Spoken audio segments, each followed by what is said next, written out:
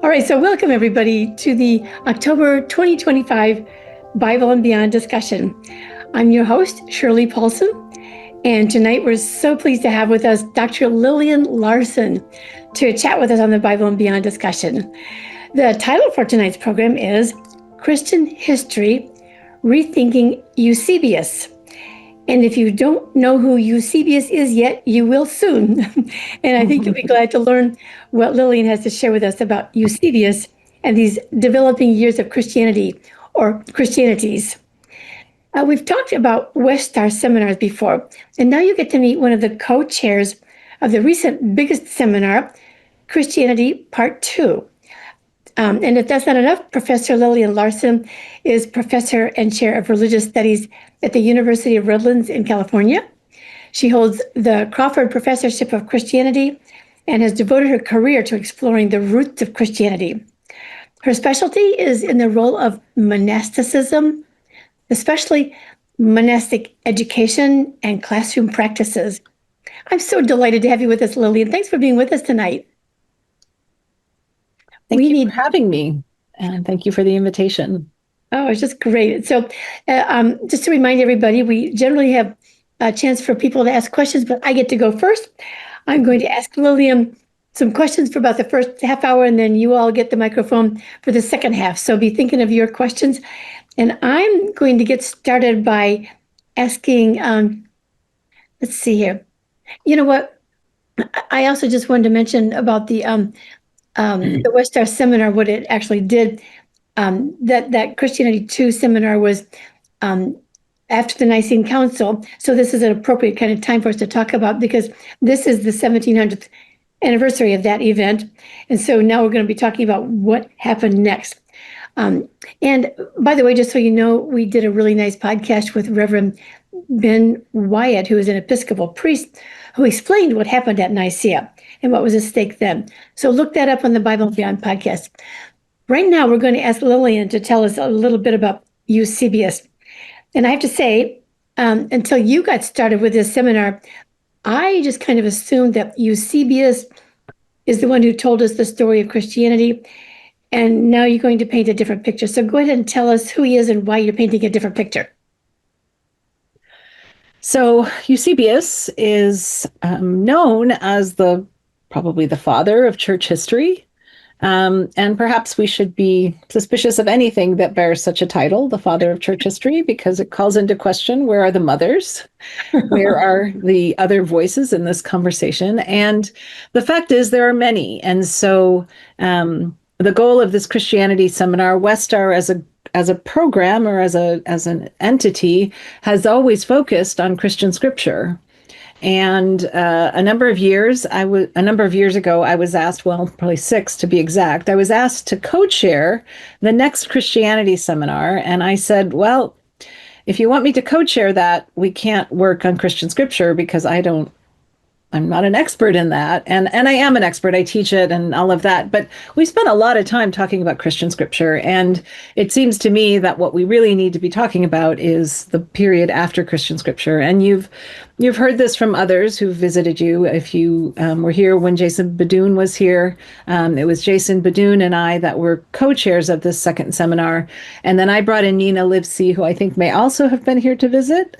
And it was the three of us who co-chairs this seminar. And really the goal of the seminar was to bridge the conversation that starts with proto-Christian texts or Christian origin texts, and think about the period that brings those texts into canonical authoritative voice. And Eusebius is the person who ostensibly tells us the story of that intervening period from the close of Christian scripture to the beginning of the Roman Empire. And because, Shirley, you asked the question of why Eusebius is so important. And one of the things I've been working on in my research lately on monasticism is the question of language. And in thinking about your question, I've wondered if part of the reason that Eusebius is so important is because he was writing in Greek. which is a language that many people can read. I just pulled off my shelf the Loeb Library edition of the Ecclesiastical History. And for a early Christian source to show up in the Loeb Library means it has to be pretty mainstream. Um, and so one of the things I've thought a lot about over the last years has been how much of what we think of as Christian tradition is a function of that tradition being preserved in Latin and Greek, which would have been languages that were available both to the early communities, but in fact, perhaps more importantly, to later scholars.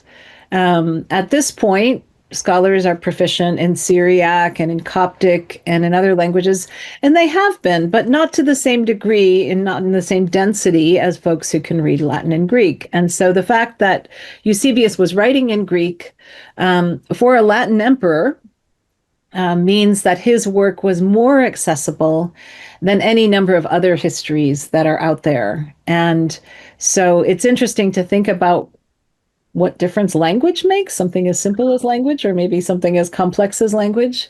But the other thing is that Eusebius claims to be the authoritative voice. And as with the Acts of the Apostles, I think this is the thing we can most compare this with. Just as with the Acts of the Apostles, we get this kind of authoritative voice, and we believe it, even if we shouldn't. Eusebius kind of has that similar tone of giving us the last word on what indeed happened. And it's only when we go in and we kind of poke around the edges of Eusebius and try to test Eusebius against other sources that are available, readily available, as with Christian scripture, we start to question whether maybe Eusebius isn't telling us the whole story, but as with anyone who's telling a story, is telling their version of this story, which is very much that Constantine's rise to power was predetermined, that it was in God's plan, that any questions about the Christianization of the Roman Empire were already part of the tradition and were just waiting to come into fulfillment. And in many ways, what's striking about this is how much Eusebius' work matches what happened between Christianity and Judaism, right? Of one tradition becoming the new and better version of the other. And because Eusebius was most widely available, it's probably the text that is the most familiar. I could go on and on, but I think I'll stop there. Yeah, well, that's really helpful to get the big picture of why Eusebius is so important to this whole story. I'm curious about, where did you first get tipped off that maybe Eusebius wasn't the most reliable historical source, since everybody assumed he was? Where did you get that? Well, as a scholar of late antiquity, so 4th through 7th centuries, it's kind of common knowledge that Eusebius is just one of many, many voices. But it was not my idea to do Eusebius for the seminar. It was Nina Livesey's. Okay. And Nina is a New Testament scholar. And so it was fascinating that Nina was the person who brought this.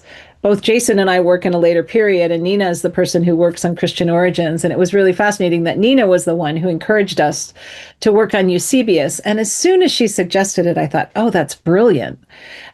Because in many ways, Eusebius needs the same deconstruction that has been, addressed to Christian scripture. And we have all the tools from the work that's been done on biblical texts to do that same kind of work with Eusebius. And so one of the really exciting parts of this seminar, was taking many of the topics that we have used to engage texts that are included in the canon or extra canonical texts from Christian origins and apply them to this later period. And texts are texts. And so the same strategies that have been so effective in work with proto-Christian sources were as useful for working with these, what one might call proto-Roman Christian sources or something like that, because Eusebius really is writing at the time when the Roman Empire becomes Christian. I think you should help us with some vocabulary here too. You've talked about proto-Christian. I don't know that everybody knows what you really mean by that. Okay. So proto-Christian would be texts that are in the canon of the New Testament. Okay. And associated texts around them. So the Gospels would be thought of as proto-Christian texts or Christian origin texts. It's a workaround for the New Testament, which is kind of a problematic language, but it's basically the text of Christian scripture. Okay, that's helpful. And then the other term, you might explain what a seminar is. I'm not sure everybody knows what you mean by a seminar. And Westar seminars are a bit of their own Yeah, entity. yeah. So the Westar organization is an organization that began in the 70s. Correct me if I'm wrong, Shirley. Oh, right. Something like that. And Westar as an organization has been focused and has done historically groundbreaking work on reading Christian scripture through a critical lens. And the role of Westar, the historical role of Westar, is like a who's list of some of the biggest names in New Testament scholarship. They haven't all remained as part of the organization for its full duration, but as you look over the generations, there's really a huge list of very, very important figures. The model that Westar brought into the conversation that was different, I think, from other things that were happening at the time, and I think accounts for much of their great work, was a seminar model where they got a bunch of scholars together into the same room and put resources in place to keep those scholars in conversation for a period of 1 or 2 years.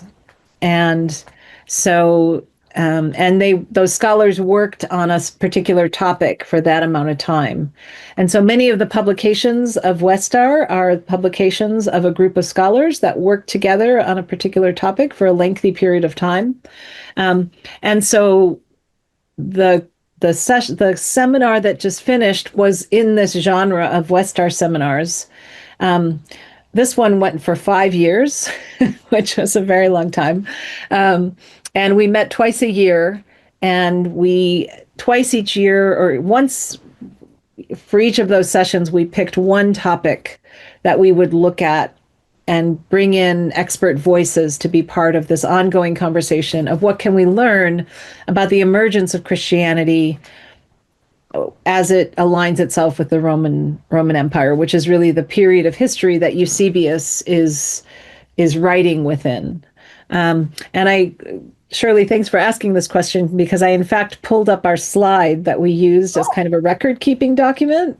So what we did in this seminar was over the period of 5 years, we covered a range of 10 topics. So we went through a series of topics, and each of these, I think, correlated with the kinds of questions that are engaged in studies of Christian scripture, and we applied them to this later document of Eusebius, and then other documents that scholars brought to put in conversation with Eusebius's work.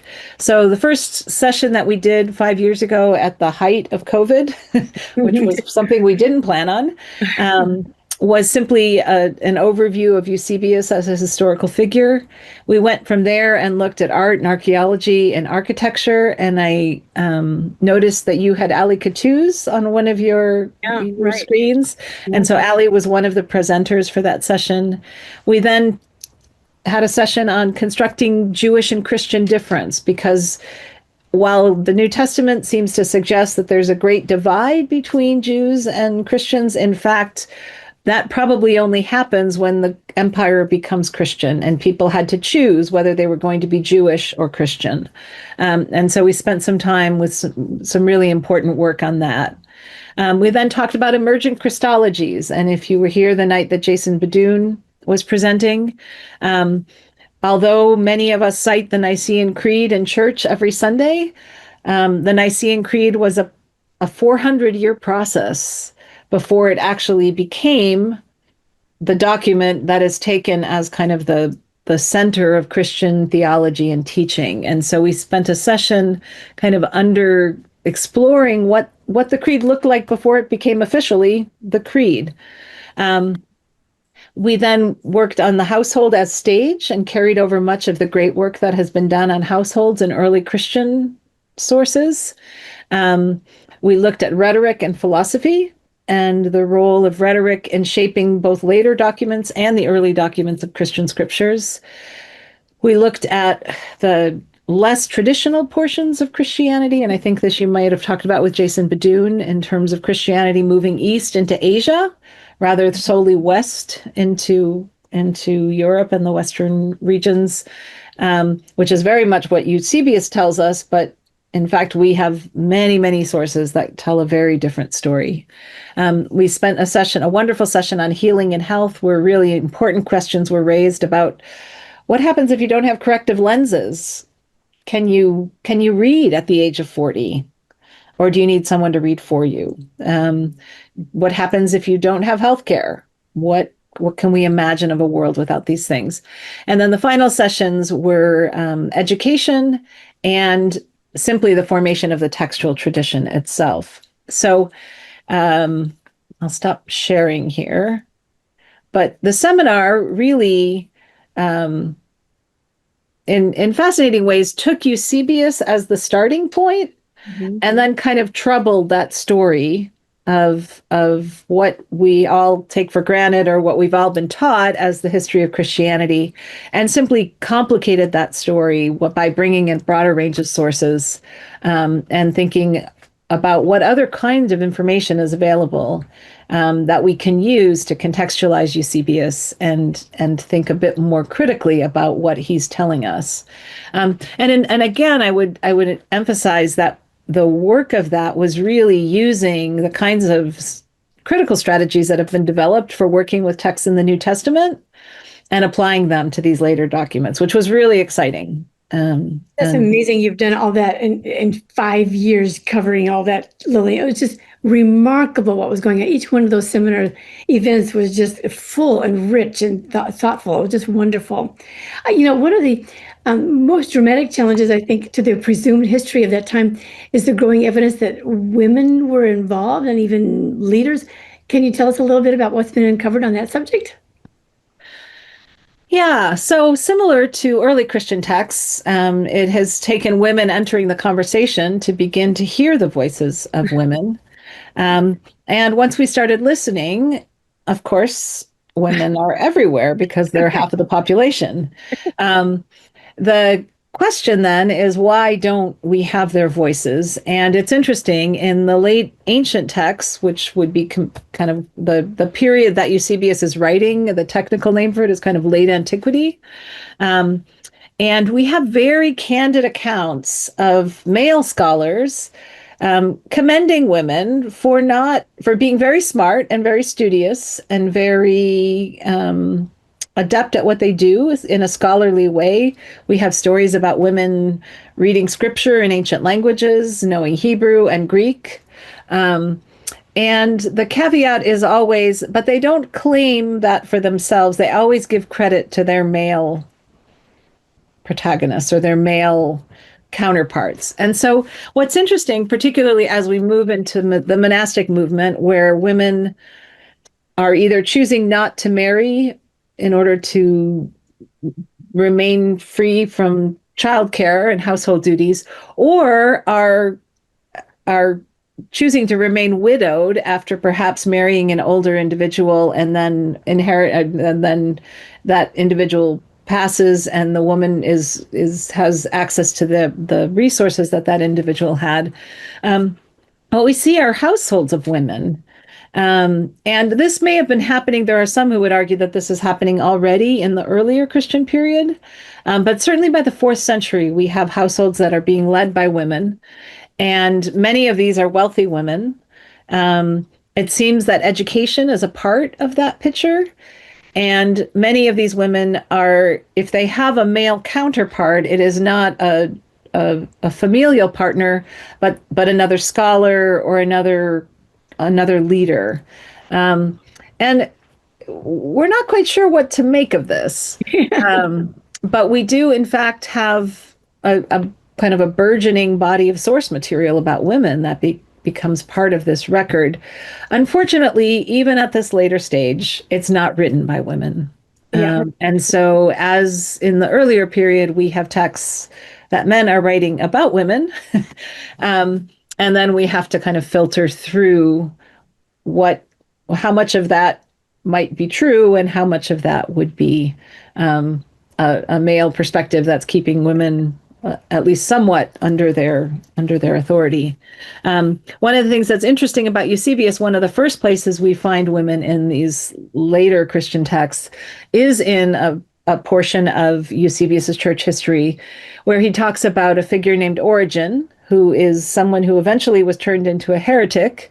But we should probably be suspicious of that because Origen was a brilliant, brilliant teacher who didn't quite align with what became Christian creedal teaching. And so at the point where the creeds came into place, Origen kind of got turned into a problematic figure, but probably in his own day was a brilliant mind. And he had women who were part of his circle, part of his circle of students, and who were copying texts and working with texts. And one might wonder whether that was something that got Origen in trouble.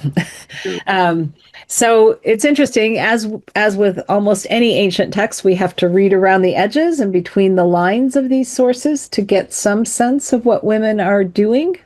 But it's fascinating once we start to do that, as with early Christian texts, to realize, in the text of Paul, that if Paul is telling women not to speak in church, then probably they're speaking. Right. And similarly, in this later period, if there are mandates about women, what women should or should not be doing, they're probably doing those things. And we do know for a fact that there are households of women, which become the monasteries of the medieval period, that are there from the 3rd or 4th century, perhaps even earlier. And some would argue that, in fact, the beginnings of the monastic movement, and I'm one of these people, may have started in those houses for women, because if you were a woman in the ancient world and you didn't have a male figurehead, you were incredibly vulnerable. And so one question might be whether wealthy women who were inheriting wealth or had wealth in their own right, and were not remarrying, were perhaps creating spaces for other women to be safe and to learn and to Fascinating be story. in a household setting.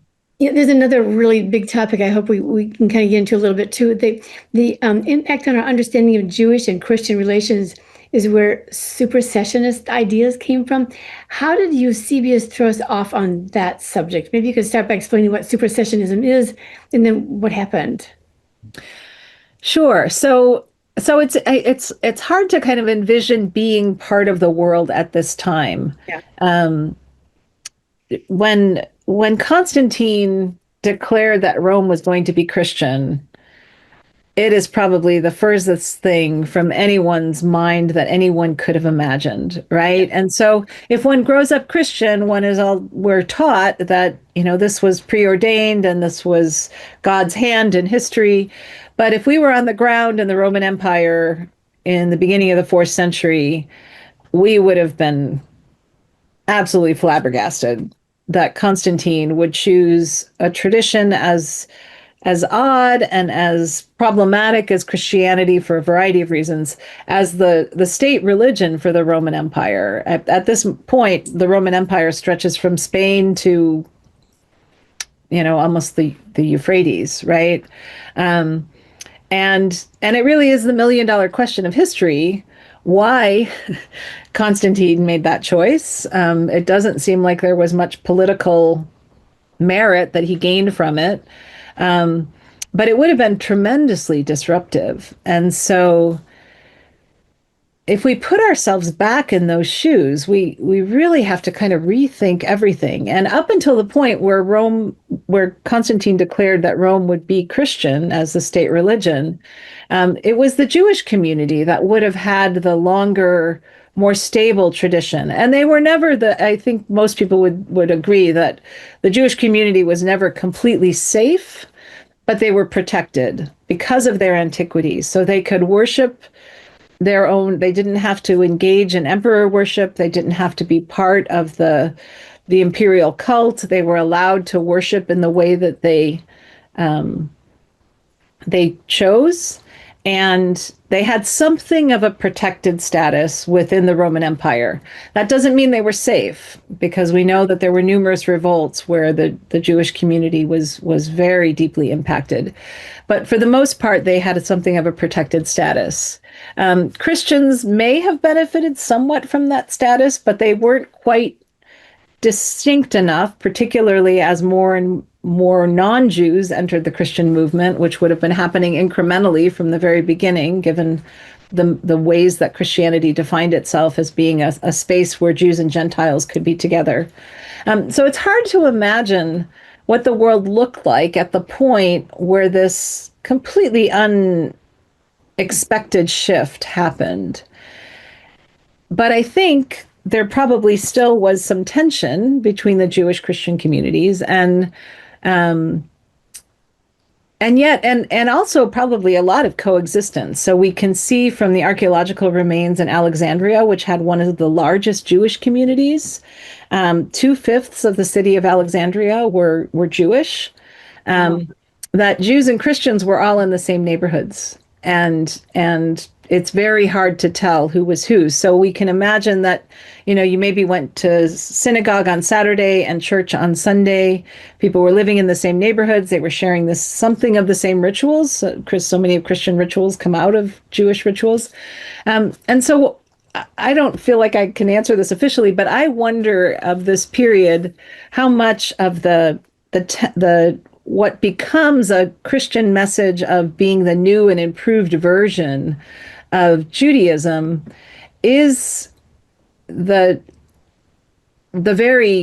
function of in fact gaining the upper hand once Rome becomes Christian, and suddenly gaining the upper hand after years of fighting perhaps for a voice or claiming a voice in a community where they were really kind of the kid brother that was a bit of a nuisance, but not a real problem. But once that kid brother becomes the Roman Empire, all that back and forth, and I've heard it described most often as kind of a sibling rivalry. All that sibling rivalry kind of becomes set in stone and is used as a way to remove what must have been, to some sense, kind of a competitive relationship, right? And suddenly Christians gain the upper hand in that, which would have been completely unexpected.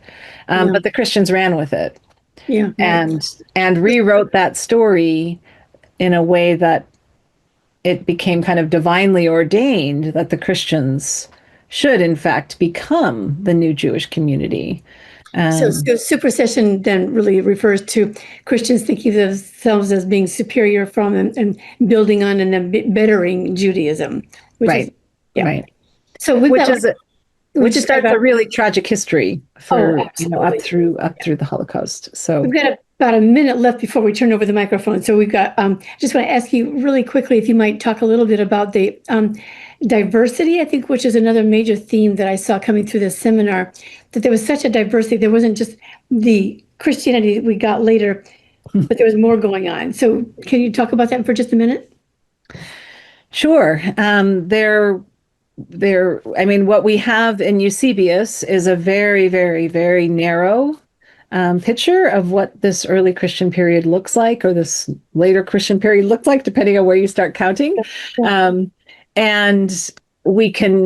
And by this point in history, we have a really, really rich array of source material, much of which is preserved in languages that are not Greek and Latin, so would not have been commonly read as part of the historical canon until relatively recently.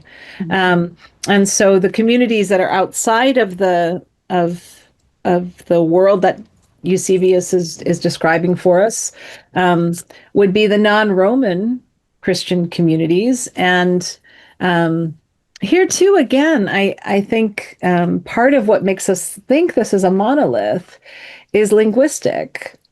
Anyone in the Roman context would have been conversant in Latin, and they could all talk to each other. And all of these other communities spread across the globe to Eastern Asia or Ethiopia or, you know, Armenia would have been speaking in their own languages and would have been relatively insular in their transactions. So they might deal with one another in trade agreements. And this is still true today. Coptic Christians still do their liturgy in Coptic. Ethiopian Christians still do their liturgy in Ethiopian. Armenian Christians still do their liturgy in Armenian. And so I personally have wondered how much of the the kind of blanketing that diversity of Christianity is not only theological, but may in fact be linguistic as well. And then there are also theological differences of, is Jesus really God, or is there a Trinity, or what role, what, you know, what are the different values of the parts of that Trinity, all which could vary quite dramatically across different arms within Christianity. But in order to access that, one needs to have access to the linguistic base of those communities as well. Wow, it's fascinating the way you just opened up a huge new picture of what was going on, and rather than just being one way of doing things forever, it's something else very big. So right now we're just about ready for everyone else to join the conversation, but I want to pause for just a moment to remind everybody that your participation as a Bible and Beyond Patreon supporter is really important to us. And we're really grateful for those of you who have already stepped up to make these events happen. But it's never too late. You can still sign up even tonight. If you do at the $10 level or more, you'll be able to be invited to the Reflections conversation coming up on Thursday. So I hope you can join us. I think Peggy has posted more information about this on how to do that in the chat. So thank you for those of you who are already connected, and thank you for those of you who may be thinking about joining us. So, right, we're going to turn the mic over, and so that means if you know how to find your hand, your electronic hand, I can find you better for people who want to raise their hands, so that's helpful. Sarah's already ready to go, so go ahead, Sarah. You go first. Just in reading the introduction to the Eusebius material, the book that was online today, and I'm sorry I didn't get time to dig into it more, but I noticed right away that he's talking about how the people with the love of imitation fell into lots of errors. And then he talks about how he picked the appropriate passages, like flowers from a meadow, to put together his work. And he also talked about the pure eyes of the mind, which I say is imagination. And so I say, almost right from the start, he's admitting that he's not omniscient, or you know, that he's not, I don't know, that it's not cast in concrete what he's saying. Is that so? So first of all, kudos for going and starting to read Eusebius. He's super interesting. Yeah. And I think you're absolutely right that Eusebius isn't telling us he's the last word, right? He's telling us that he's selectively telling this story. It's what we do with Eusebius, right? As he becomes almost canonical as a record of this history. And perhaps it's as much the readers who have access to Eusebius. And this is kind of when I say the linguistic, how much of this is determined by language. I do wonder if the fact that Eusebius is accessible in Greek and Latin, right, to a reading audience from pretty much the moment he writes up through the present, right, is part of what makes his voice so dominant. Right. And that's a pretty simplistic answer. I think there's a more complicated answer to that.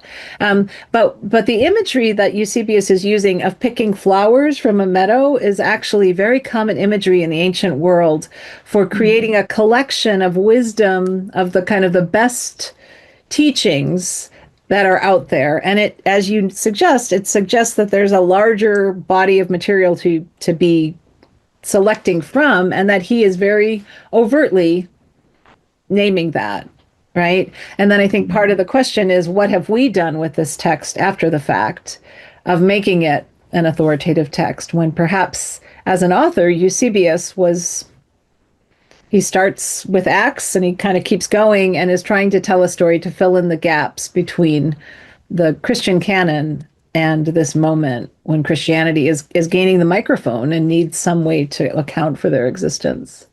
So Nice really great question. close reading. Yeah, thank you, Sarah, for sharing that. Okay, Pat, your turn. Yes, I am interested in the history of Rome from the point of view of its military successes. And a lot of Rome's success has to be attributed to its military prowess.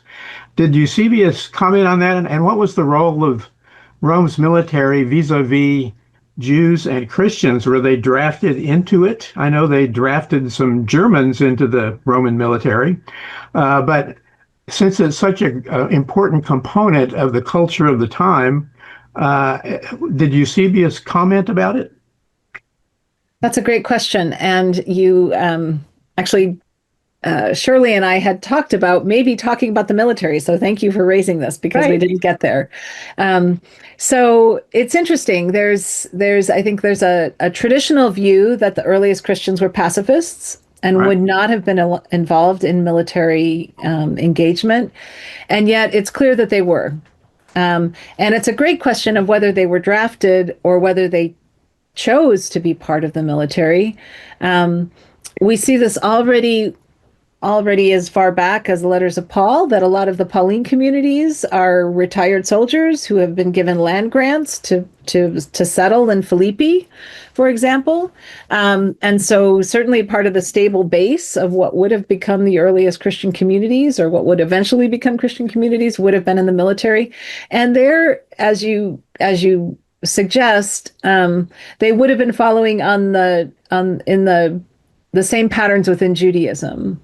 And so one of the ways that the Jewish community remained safe as a community that didn't have its own kind of geographical base was to be part of the military. And within the military, they had a protected status. And it was one of the ways that they were able to gain a foothold in this vast empire that, they were part of.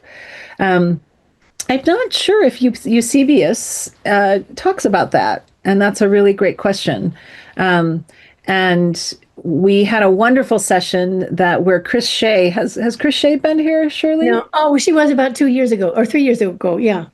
Yeah. Chris Shea did a wonderful session on who would have been part of the Roman military, and she suggested that part of the spread of Christianity may have been through the military once the empire becomes Christian. And so I would encourage you to invite Chris Shea back to address that question, because it was really, really fascinating. Right. And just so everybody knows, you can look on the website, Early Christian Text website, and search for the names of these people and find their podcasts and their Bible and Beyond discussions so that you can find out what they've been talking about. If you look up Shea, Shea, you'll find her conversation with us. And she's a classicist. And so she's talked about the ancient Roman world for us when she was with us. So yeah, it's a good idea to have her come back and talk about these things. Okay, thank you. Nice question, Pat. And let's move on to Diana. Okay. For one thing, my understanding of one reason why Eusebius was so important in terms of the early history of Christianity is the role that he played along with Constantine's mother in bringing him into Christianity. And probably that had a lot to do with this sense that it's preordained. I just know how mothers work in terms of getting their kids to do something that they want them to do. And also that would probably explain the opportunities for Christians to be involved with the military, especially at this time with Constantine, in terms of, because it wasn't just one single victory that he had. He had a whole series of victories that he was able to accomplish before he did the big battle at that bridge outside of Rome. And so I just also think that the role his mother played was amazing in terms of where, not only getting him involved and leading him along this path, and also she was the one, I think, that pointed out at least set up the sites in the New Holy Land as to be venerated. So thank you. That's a really great point. And the only tricky part of all of that history is that much of it was written by Eusebius. So Eusebius also wrote the life of Constantine, and much of what we know about Constantine comes from Eusebius. And so and so we have a bit of a tricky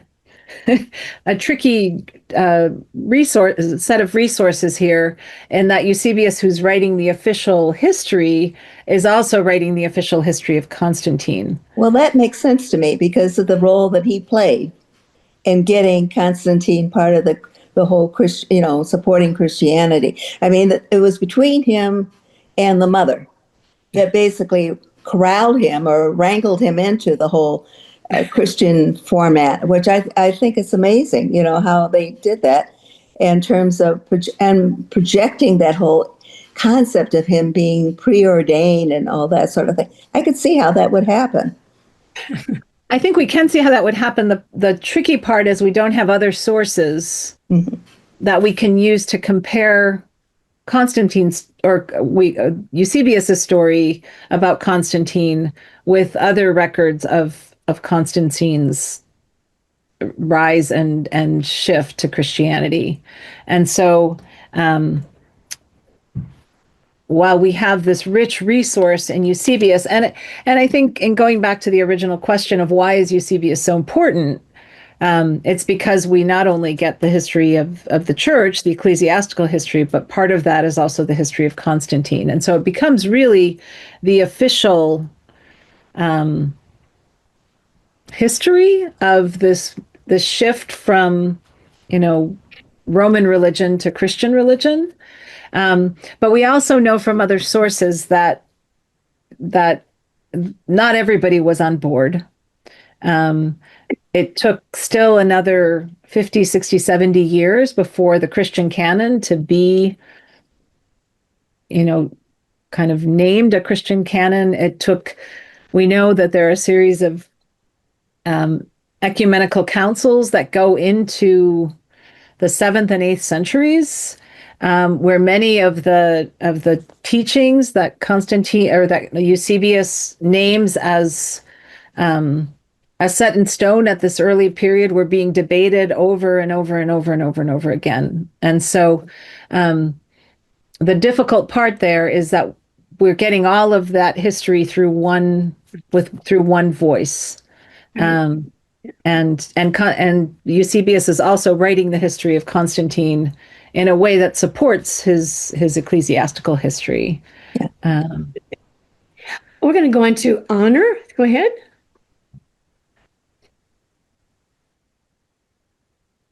Something keeps coming through to me in this, and I want to know if it's accurate.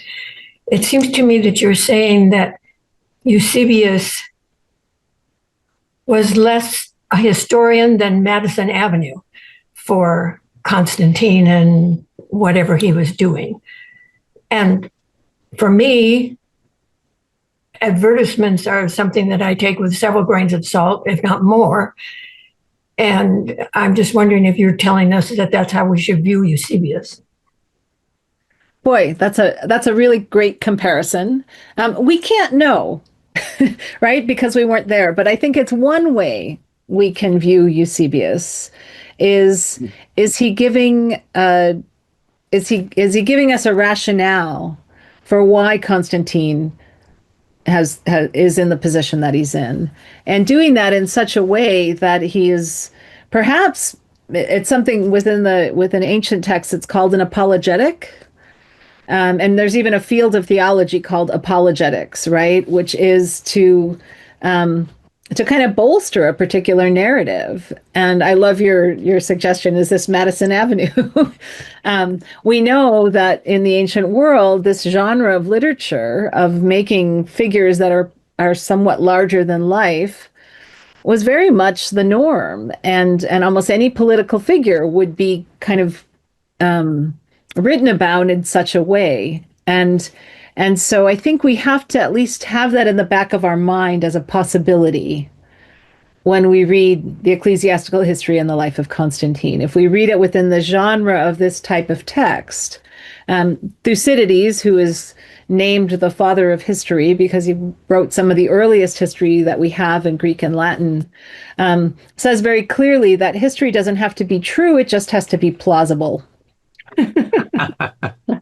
And it's explicit. He says, I like Eusebius. He says I was picking and choosing the events that I thought were the most important part of the battles.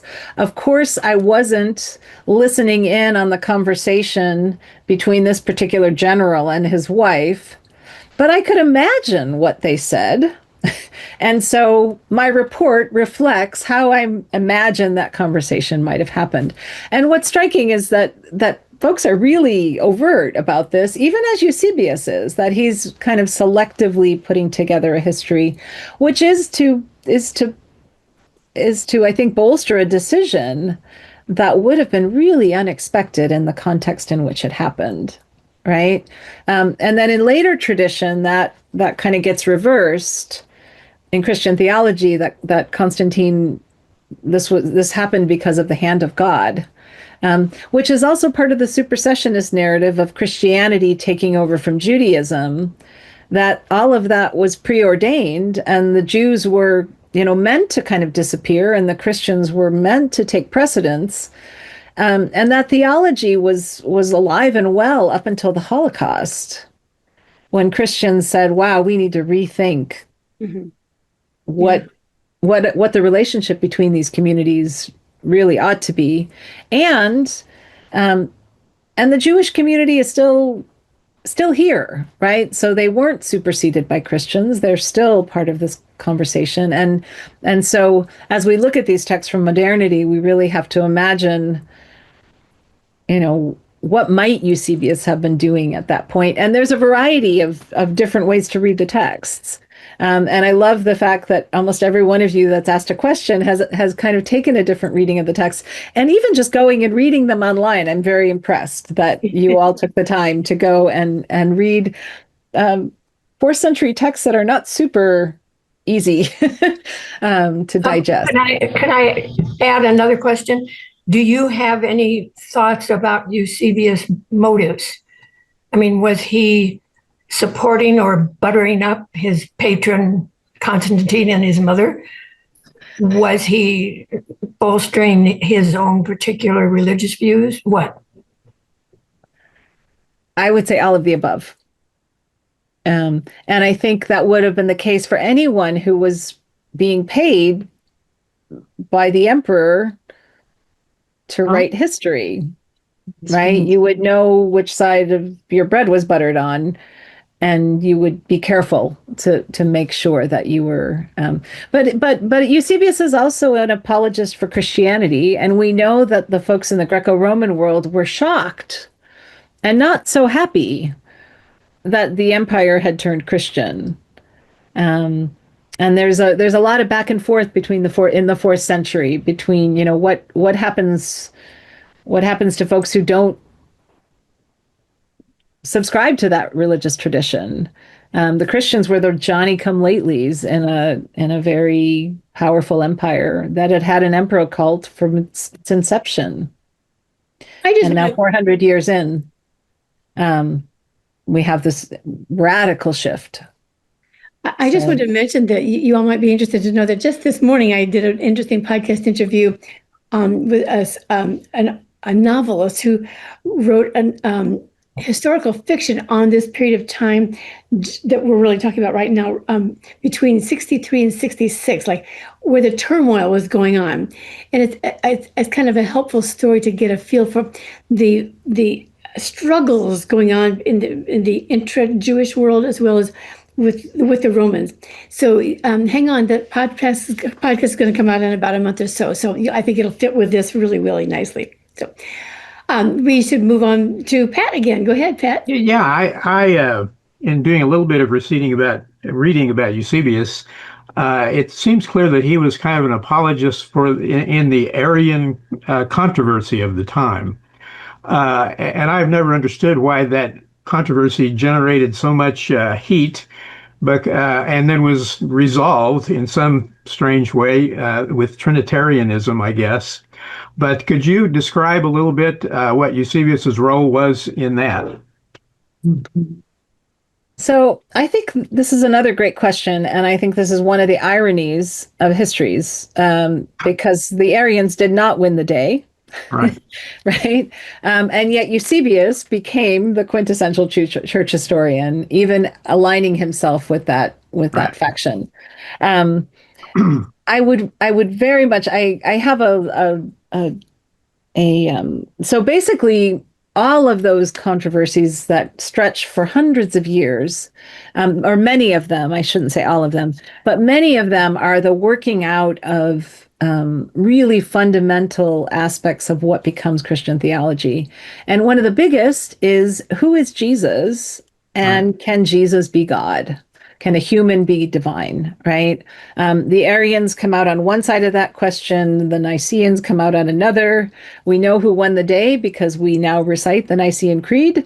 But it takes a really long time. And I have an exercise that I do with my students where I have kind of reduced the questions from each of those councils into very simple, what are the two sides of what's being debated? And again and again and again, it's, can a human be divine? And as we were talking about earlier, the fact that there are a variety of Christian communities that make a very different decision and are still alive and well to this day, suggests that there wasn't any uniformity. Even if the councils dictated that this was going to be the uniform position, that uniformity may not have played out on the ground. And so I think this is where we can see Eusebius. And it's fascinating to me that Eusebius, the spokesperson of the Roman Empire, who becomes the spokesperson of the Christian portion of the Roman Empire, which may have been quite small at this point, is not part of what Constantine is trying to implement, which is a uniformity of belief. And nonetheless, he is the person who writes the history of the church that becomes the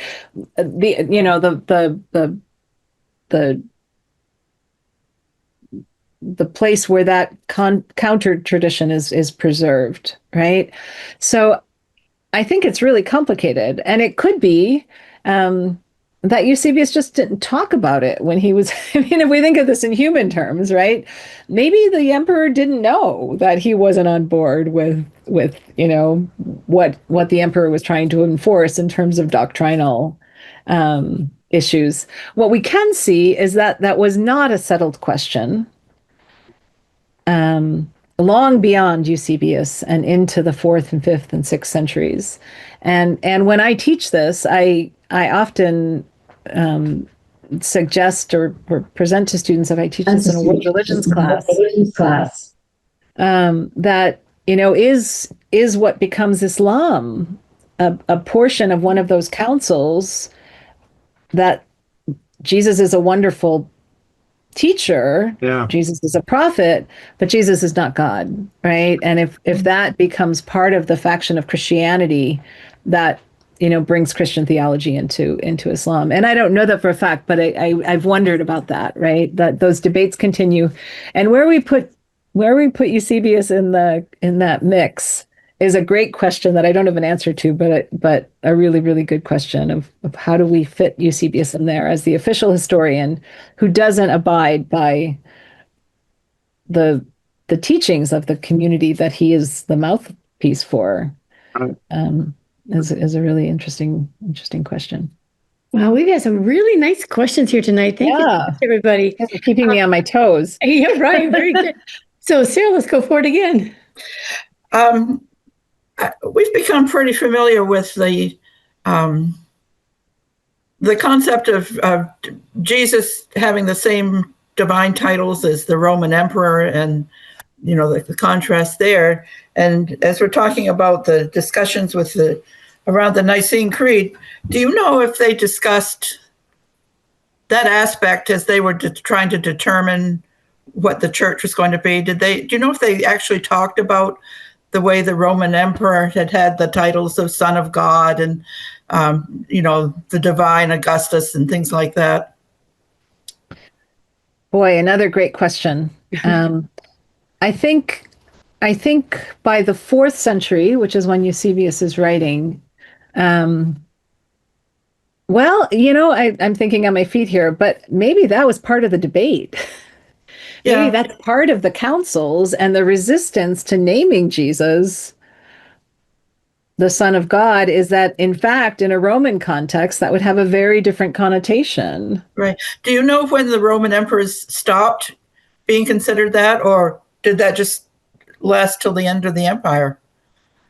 That's another great question. I know that the imperial cult continues up until Christianity, and then Christianity becomes the imperial cult. And so I think it's a really fascinating question of how does the worship of the emperor get folded into those Christological councils, which start almost immediately after. The first council is 325, and the Christianization of the Roman Empire is loosely 315, 317. And then it takes, the rest of that century, as one would expect, for that to really take hold. And with Julian, the empire goes back to being kind of Roman, Greco-Roman. But in the end, it becomes, by the end of the 4th century, it is Christian. And one could argue that part of it's Constantine who calls the councils, or calls the first councils. Yes. And this is a fabulous question. Is it because there needs to be some alignment between the emperor cult and the Son of God? Somebody needs to release the Constantine files. Someone needs to release the Constantine files, yes. Unfortunately, the ecclesiastical history is kind of the Constantine files. Yeah. And a lot of the work of this seminar was spent focusing on what else is there, right? What do we have that we can use to help us think more critically about this one Constantine file that has become such a dominant voice? And how do we put it within this context of an empire that has, doesn't represent anything Christian at this point, perhaps, but becomes aligned with the Christian message. Wow. So Lillian, is there going to be a book about this? In our last 2 minutes. So we are right now working on a book that is going to capture, as far as we can, the work of the seminar. And at present, I think we have at least 1 or 2, sometimes 3 or 4. So each seminar had 4 papers or 4 presenters. And for each of the 10 seminars, we have representation that will be included in this volume. And we're really excited about it. So we had some of the best scholars in the world who came and joined us for a 2-day session twice a year. And the richness of the conversation was really amazing. And so one of the things that's been super exciting has been that at the end of the seminar, we sent out an email and said, would you be willing to contribute your papers to a volume that would kind of capture the work of the seminar? And we've gotten a really nice response. And so some of that research will be actually in the volume from the scholars who contributed. And some of it, because it was a 5-year seminar, some of that work has already been published. And so there'll be reference to those publications within the book where people can go and do that reading in other spaces. I raised my hand. So Shirley's in that book. And I think it will be an exciting chance to really think about many of the questions that you raised this afternoon, or afternoon for me, evening for you, about, how do we begin to kind of put this text, this what has been a signature text, into a bigger, richer context. Yeah. Oh my gosh, this has been a fascinating conversation. I knew it would be. This is why I've been asking Lillian to do this for some time. And I know I'm asking a lot of her. Well, she's a very busy professor doing what she's doing, and she took the time to be with us. And I'm really grateful that you would do this for us, Lillian. Thank you so much. So thanks for your great questions. You all made that work. been wonderful. And you prepared us well by having us getting into Eusebius. And so I really appreciate that too. So I want to thank everybody for your participation. This was the October 2025 Bible and Beyond discussion titled Christian History, Rethinking Eusebius, with our guest scholar, Dr. Lillian Larsen. Thank you for spending some time with us for our monthly Bible and Beyond discussion. We usually meet on the fourth Monday of the month from 8 to 9 Eastern Time. The Bible and Beyond discussions are led by a knowledgeable scholar who provides a thoughtful overview of some early Christian texts. For the last half hour, participants have a chance to ask their own questions. And I do want to remind you once again, please don't forget to go to patreon.com/Bible and Beyond to sign up and join our reflections that follow each of our discussions. So now who's coming next month? Professor Joan Taylor is going to talk about her new book titled Boy Jesus, Growing Up Judean in Turbulent Times. And that will be on the fourth Monday of November, which is November 24th. So now please join me in a special thanks to Lillian for coming to be with us tonight and helping us with these new insights, bigger picture of the early Christianity. It's amazing how this new research is changing our perspectives so radically already. Thanks so much, Lillian, for being with us. Thank you, Shirley, and thanks to all of you for your great questions. It was a pleasure.